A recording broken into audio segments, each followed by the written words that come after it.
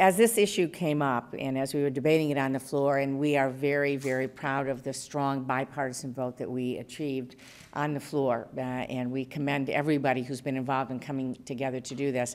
I had some flashbacks. 1977, when I chaired a local county board of commissioners, Ingham County. I was 5, by the way, if anybody.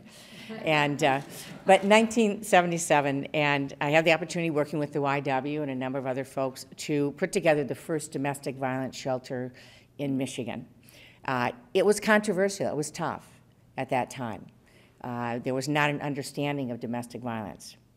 I went on to, in 1979, go into the State House and offer the first warrantless arrest statute to protect victims and give police officers authority to arrest. I mention this only because at that point, what we were debating was whether or not we should be providing support for any women. And we found that the law would protect a woman from being attacked by a stranger, but not by someone she knew. And that was the debate. Should violence be violence? And should we make sure that regardless of who it is that assaults you, that you ought to have the same protections? We're a long way from that debate today. Everyone understands what's happening for victims of domestic violence. And we have a shared value that says that's wrong, that whether it's a stranger, whether it's a husband, a father, a mother, a partner, it's wrong.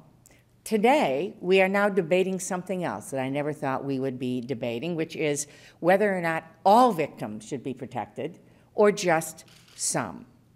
And we stand strongly together in saying that every single victim of domestic violence should have the law on their side, should have the ability to get the shelter that they need for themselves, for their children. They should have the dignity of knowing that the law is on their side.